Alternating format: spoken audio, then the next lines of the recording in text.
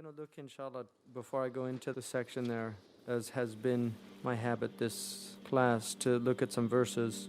This time from Surah Al-A'raf, which is a Meccan surah, and it's named Al-A'raf, which means the heights or the high place. There's a place in Granada, if anybody's been to the Alhambra Palace, there's a place they called Tenerife, which is up, over, it overlooks the palace. And in Spanish they call it Tenerife. And the Arabic is Jannatul Arif, because the Arif is the one who looks over something. So Al-A'raf are high points or high places.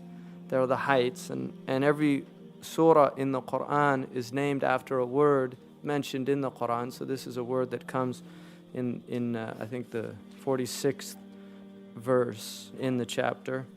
Al-A'raf talks about the people on the heights. This also deals with one of the stories that is repeated in the Quran in different places. And there's a reason why the Quran repeats stories in different places. The Quran, as you know, and people who've read this book, and this is a problem that some Western people have with the book, is not a linear book.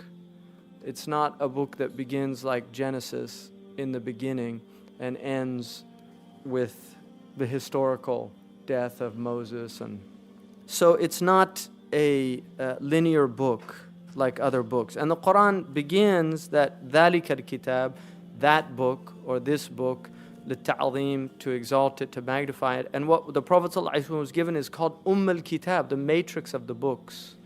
Al-Kitab, the Quran it's like a matrix. It's always coming up with new things. Imam al-Busayri says, Ayatul min al-Rahmani muhdathatun, qadimatun, sifat al-mawsufi bil-qidami. These are signs from the Merciful that are emerging right now. Muhdatha, they're happening right now. Qadima, and then they're uncreated at the same time. So it's one of the paradoxes of the Quran is that the book is always revealing it. That's why it is the ongoing miracle of the Prophet, because it's an ongoing revelation. It's always revealing itself. And when you read it, and the more you read it, things will come out, and you'll actually hear things in the Quran, even if you've read it 1,000 times or 10,000 times or 40,000 times, like Imam Abu Hanifa radiallahu anhu, there'll be verses that you won't notice. And they'll only be noticed at the time when you're meant to notice them. So you can read, I've read a surah probably hundreds of times, if not in the thousands, and I noticed an ayah this year in it that I'd never seen before. Like where did that come from? As if it literally just came into the surah. So the Quran, the stories, the reason they suddenly come in is, why is it mentioning Moses and Pharaoh right here? Well, there is a reason. It's emerging at that moment because it's related to the entire book. And that's why the Quran is like this perfect equation that if you take any part out, the equation is, it's no longer, it can't stand. And that's why somebody who masters the Quran, all they have to hear is a letter that's not there. And they immediately, and you can see this with Hufal, they just hear a letter and to them it's like a break. It's like this break. Why is that? You can read English and you can know things inside out in language. I've memorized things, but I have to go back and look and check and see, is that the way it was? And whereas with the Quran, it's not like that. It literally, a hafidh knows. There's khalal, what's called khalal. If something's taken out, it's like a block taken out of a structure. The structure can't stand with it because every verse in the Quran is like a cornerstone to the whole Quran.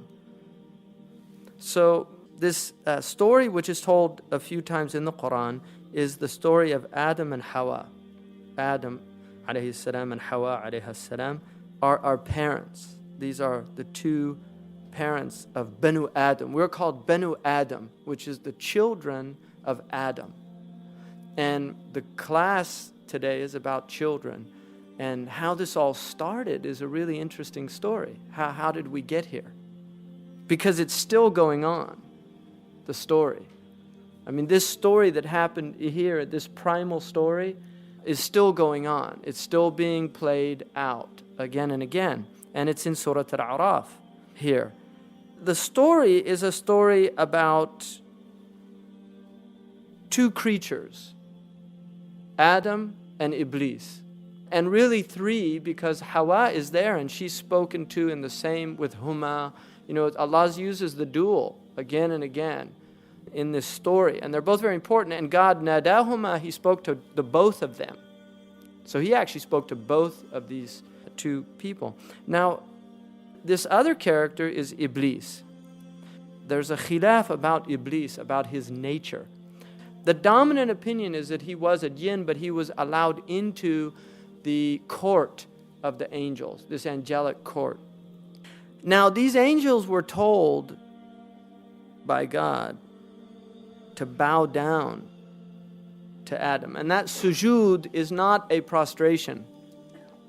It's not actually putting your head on the ground. It was a type of ta'zeem, which was more like an inhina. It was bowing. And it could have been sujood because even prior to the Prophet's mission, there was not a prohibition about making sujood to other people. But the Prophet ﷺ was prohibited from making sujood to anyone else, male or female. That it's haram to actually bow down to any human being with belief. I mean, you shouldn't do it in any case, but you might have to get down to help somebody with their shoe or some. There's a lot of reasons why you could actually do the physical act.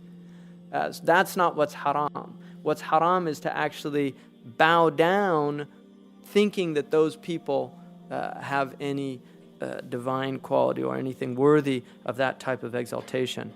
But we know that some of the Sahaba actually fell down. One prostrated to the Prophet ﷺ, and he forbade him from doing that. But it has to be with the belief, obviously, that it was shirk. So Iblis is told to bow down, and he's the only one that doesn't do it, because all of them did it, except Iblis. فَسَجَدُوا إِلَّا إِبْلِيسَ. And that's why some of the ulama say the illa, the mustathna here, is the mustathna minhu, is the angels. In other words, the exception, he's accepted from the angels. So in order to be accepted from the angels, it would be that he was an angel also. But in Arabic, they have an interesting thing. You can say all of them, all the men got up except the donkey. In English, we wouldn't really say that. Whereas in Arabic, they have that type of separation between the subject and what's being accepted from it. So it's an interesting debate. But he says, قَالَ مَا مَنَعَكَ أَلَّا تَسْجُدْ. What has hindered you from not falling prostrate? إِذْ أَمَرْتُكَ, because I told you to do this. قَالَ أَنَا خَيْرٌ مِّنْهُ. I'm better than him, which is a very interesting statement, because some of the ulama say this is the first wrong action ever.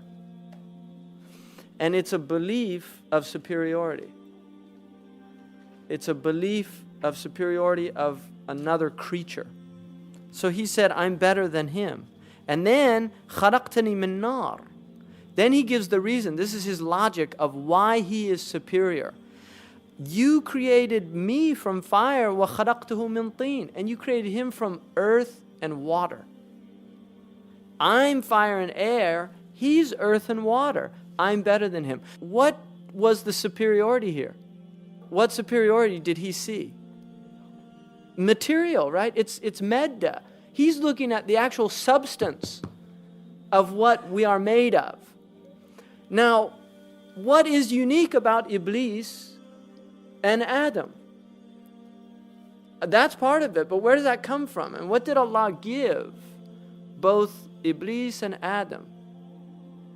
They have this conscious ruh. They have this conscious knowledge of God that other creatures don't have, whether they're made of fire, earth, water, whatever they're made of. So Iblis was looking at the outward of the situation, and he's saying, I'm better than him. Why are you making me bow down to somebody that I'm better than? This is his logic. And there's a lot of people that fall into that type of reasoning in the world, and it causes immense problems in the world. قَالَ فَأَهْبِطْ, then go down. Now this is a command to him. مِنْهَا فَمَا يَكُونُ لَكَ أَن تَتَكَبَّرْ فِيهَا. It is not for thee to show pride here. In other words, you're in the divine presence. This isn't the place for pride. If you're aware of God, you can't be in a state of pride. And therefore, he was cast out of this presence because the two can't go together. And then he says, فَخْرُجْ إِنَّكَ مِنَ الصَّاغِرِينَ. Get out of here because you are the saghir. You're not better, you're worse. You're the humiliated one because of your pride. Because of your pride, you've put yourself under the thing that you thought you were over. So the actual thinking that you were over this other creature has put you under that creature by default. So go out. And then he says, قَالَ أَنظُرْنِي إِلَى يَوْمِ يُبْعَثُونَ. Give me some reprieve.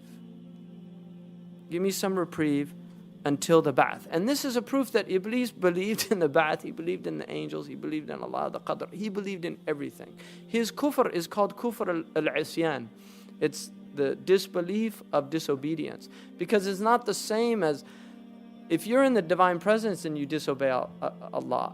It's like somebody in Mecca who does something, a kabira in Mecca. It's unimaginable to any person with an ounce of faith in their heart that you could do a kabira, a major wrong action in Mecca. But there are people that do that. So, قَالَ إِنَّكَ مِنَ الْمُنظَرِينَ. You've got this reprieve. قَالَ فَبِمَا أَغْوَيْتَنِي. This is really key here. بِمَا أَغْوَيْتَنِي. Now, because you led me astray. Right? So he's blaming, now he blames Allah. This is the beauty of Iblis. I mean, he's just, that's what Fakhruddin al-Razi says. Look at this foolish intellect. First, he says, why didn't you do it? And he says, because I can't do that, I'm better than him. Then he says, Bima aghwaytani, you made me go astray by telling me to do it in the first place. Because I couldn't do it, you said do it. And so it's your fault. It's not my fault, it's your fault. See, he's blaming God for his problems. بِمَا أَغْوَيْتَنِي لَأَقْعُدَنَّ لَهُمْ صِرَاطَكَ الْمُسْتَقِيمَ. I will now lurk in ambush for them. In other words, these humans. Because it's really their fault. You told me to do this thing, so it's both of your faults. You told me to do something that I couldn't do. And the reason I couldn't do it is because he wasn't worthy of it. So he's got two adversaries here. He's angry at God and he's angry at Adam.